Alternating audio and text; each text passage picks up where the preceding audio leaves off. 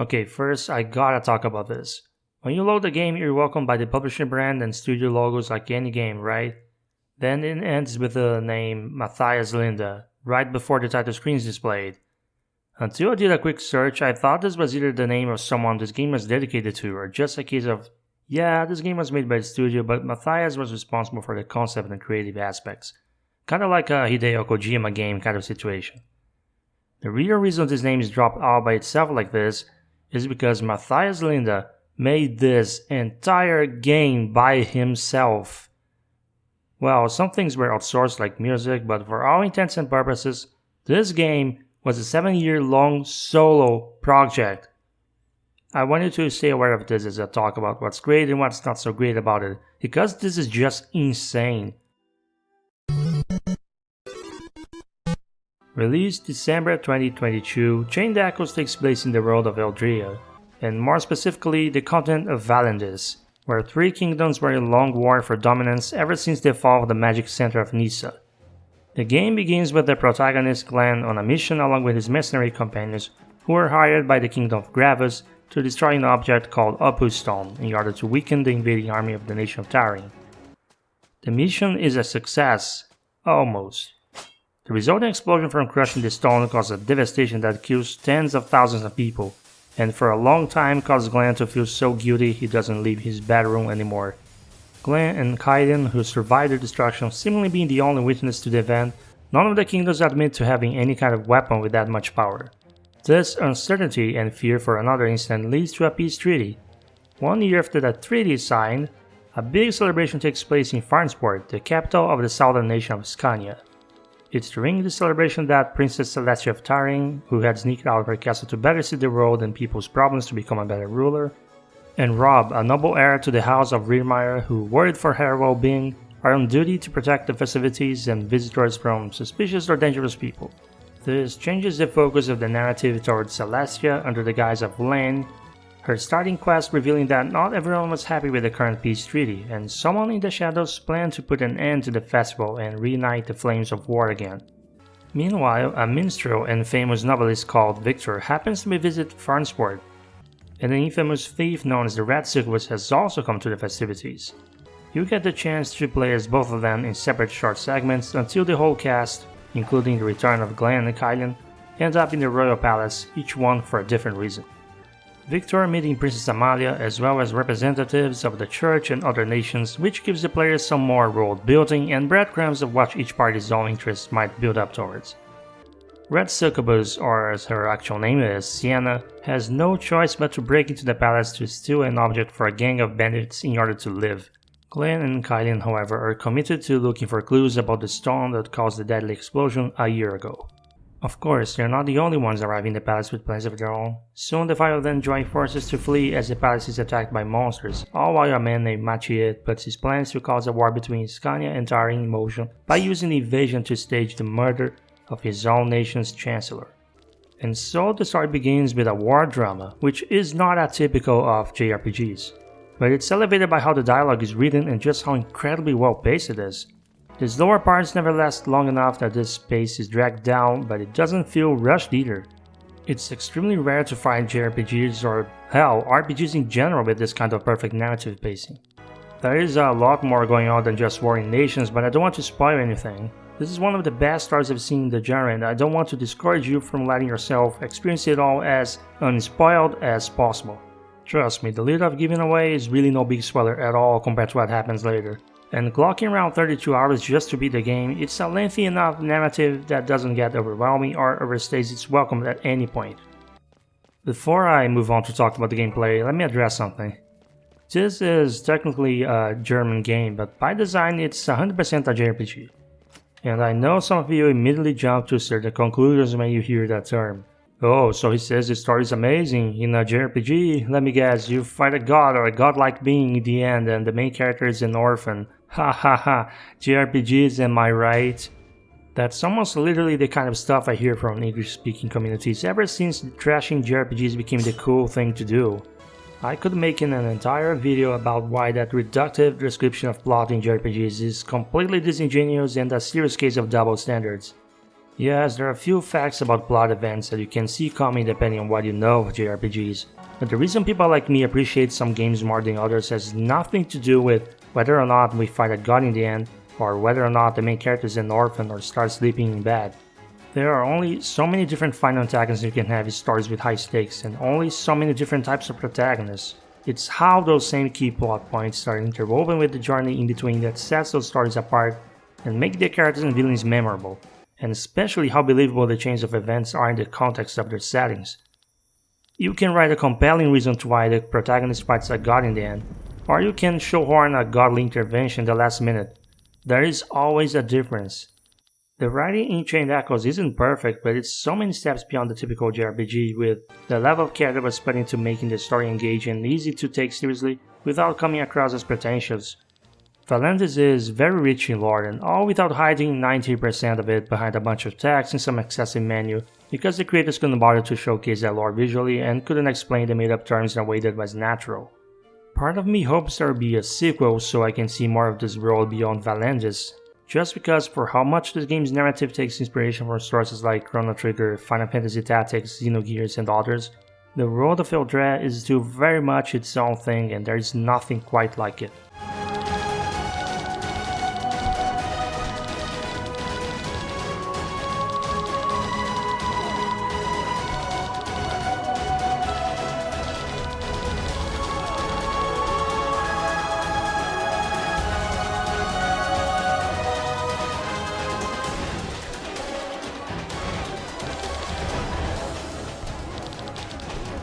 The basic gameplay is what you expect from any JRPG.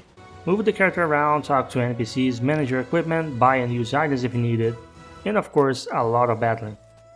Thankfully, Chained Echoes doesn't have random encounters. I mean, these days what games still have random encounters anyway. The battles are turn-based, the game does a good job explaining the unique mechanics to you. You can use regular attacks if you want, but it's highly discouraged. Majority of your turns will be spent using skills, each with different TP costs and effects. Keeping your TP up is important because in addition to being much more effective than spamming the attack command, skills also play a major role in moving your overdrive gauge. The gauge moves with every command you and the enemy use. If it stays in the large center area, the power of your skills is increased and you take less damage.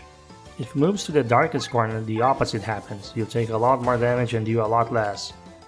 The key to battles is to not only prioritize the skills that will help the most with defeating enemies by themselves, but also to prioritize the types of skills highlighted by the overdrive gauge, so you don't end up too long in the danger zone. This might sound annoying when explained that way, but trust me, you get used to it very quickly, and battles in general, including bosses, are probably shorter than in a lot of turn-based games. Combat feels very snappy and fast despite being turn-based. And this gauge mechanic ends up working in favor of making more engaging since it discourages spamming, and you always have to consider the risk versus the reward of your tactics. Healing is definitely a thing, but it feels more like support skills and killing things fast is the way to go in this game. Buffing your party and debuffing your enemies is very important. The party size is 8, 4 characters are active, each with a pair you can make and switch places with without wasting a turn. Switching also immediately moves your overdrive gauge back a bit, so it's quite useful. Switch as a mechanic helps a lot in the case the active character doesn't have a type of skill you need and removes certain debuffs like stagger.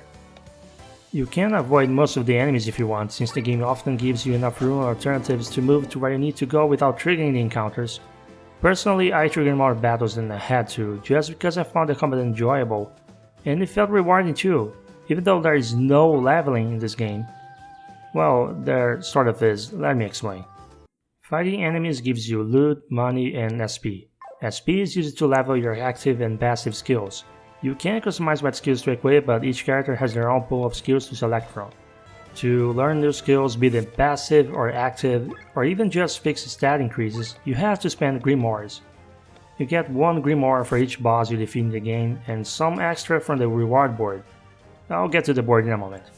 So you might argue that grimoires work sort of like leveling, and you'd think without leveling through regular encounters, you'd want to avoid every battle you can.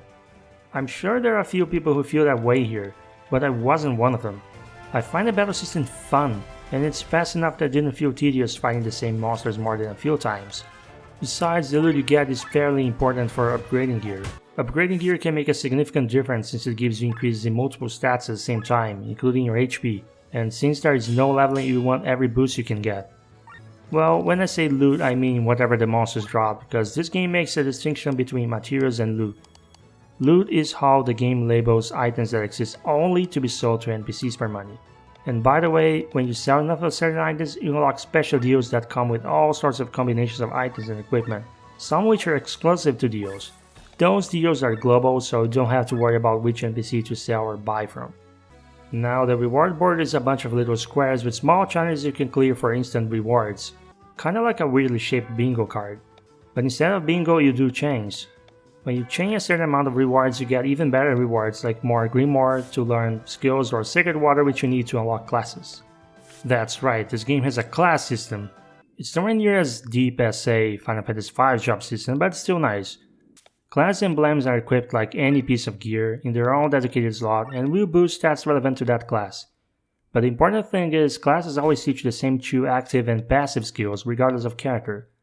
That means you can have as many characters equipping any of the same class skills you want, because once you max a skill, the characters can equip that skill without equipping the class itself. To unlock each class, you need to find their statue, offer secret water if you have any, then win a single challenge battle. These fights aren't difficult though. If you want difficult fights, there's always the endgame content and the unique monsters.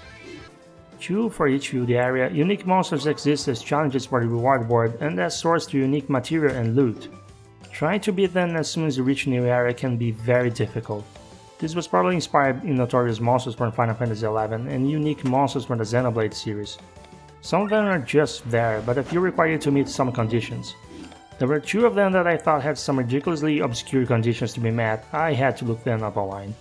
This game also features mechs in form of sky armor. I don't have a lot of footage of this since you don't unlock the ability to use sky armor freely until the second half of the game, but sky armor improves your mobility in open field areas significantly and have their own speed to combat and gear progression. I gotta admit, I did not like the sky armor combat much. Remember how I praised the overdrive gauge on foot battles? Yeah, I feel the opposite for mech battles. I'm not gonna go in detail about this since it's too far ahead in the game, but what I can say is there are encounters scaled specifically for sky armor much like in Xenogears, and sky armor frames you combine the different types of sky armor gear, and the gear is what defines what your skills will be, similar to Xenoblade X. Sadly, it will be a while until you experience more sky armor gameplay after the very first view in the prologue of the story. Best thing I can say about it is that the sky armor are definitely better implemented than the mechs were in Xenogears. A lot better. There are quite a few systems in this game, aren't there? I just want to talk about one more, the crystals. Crystals function similarly to gems in Xenoblade Chronicles. You equip them on slots in your weapon or armor, and they provide bonus effects like agility plus or HP drain or other things like that. You find some crystals from chests, but to get actual good ones, you need to craft your own. You mine crystals by approaching the glowing crystal formations in field areas, then selecting from a list of 3.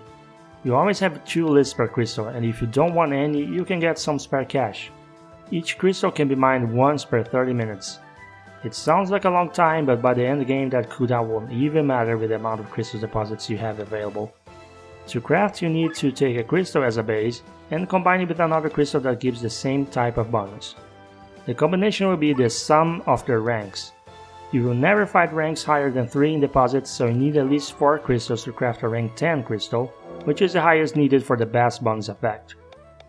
But you also need to watch out for 2 things: the purity, which determines how many times that crystal can be further combined, and the size, which ranges from 1 dot to 3 dots, which is the amount of slots that crystal takes when placed in a piece of equipment. The purity, the rank, and the size of crystals you mine are random. Min-maxes will want to prioritize size 1 crystals rank 2 or 3 and purity of at least level 3 to ensure they can craft the max rank effects. Before I started playing, the crystal system was very punishing and discouraging players from using too much before they had ultimate weapons. It looks like the system was improved with a few patches because you can freely unequip crystals and place them in your equipment if you want, however many times you need. Crystals still lose purity if you remove them, but it only means you won't use them for crafting anymore. Okay, that all probably sounds a little confusing. But this is a review, not a tutorial. Really, the mechanics is not complicated at all, just read what the game tells you. The field areas in the game are large by 2D game standards, but it's not an open world game. Everything is split into separate areas which are split into 9 zones. There are always zones that exist as extra in case you enjoy exploring more than what the story needs, and you can collect loot while wandering around, much like the collectibles in Xenoblade games. In fact, I suspect the foundational design of field areas must have been inspiring that series. No two areas look the same, and they manage to look different without making the world feel disjointed. And your journey through the areas and cities all come accompanied by some outstanding music composed by freelance composer Eddie Marianukrow. Some of the tracks became instant classics to me, and I found myself listening to them outside the game often. Which anyone can do because Eddie himself uploaded the entire soundtrack on Spotify and YouTube. The game may look retro with its beautiful detailed sprites and SNES-inspired pixel art and animations. The music, however, is definitely not trying to sound retro.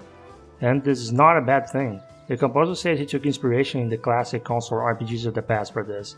But don't mistake inspired by with copying. The songs just elevate this game's place among the very same great classics.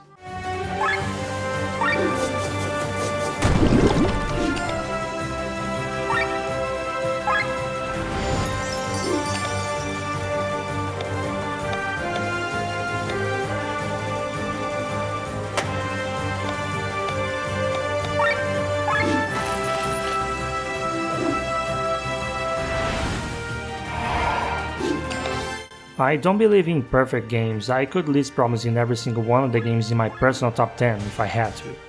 Chained Echoes is a freaking masterpiece that I could never see coming, and it too has its share of issues.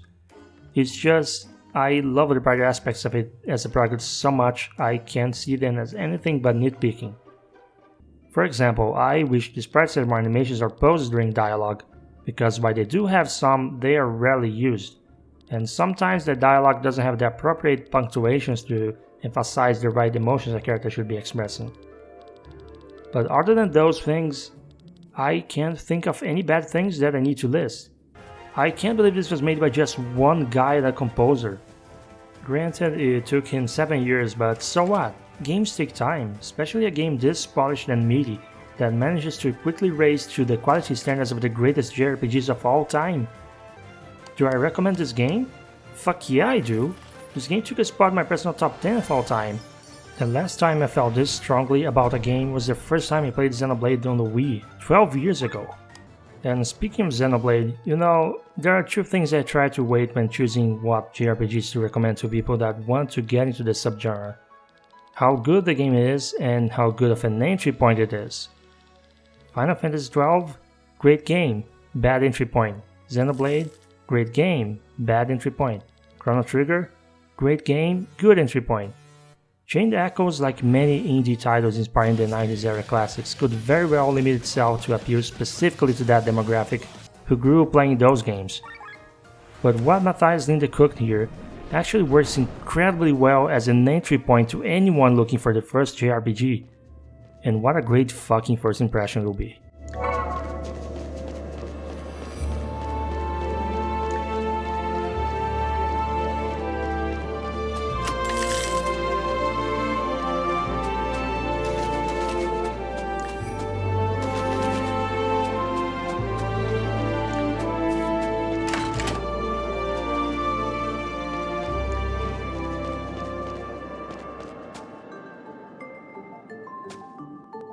Thank you for watching. If you enjoyed this review, why not check out my other videos? More full and mini reviews are always coming as I dig through my backlog of games.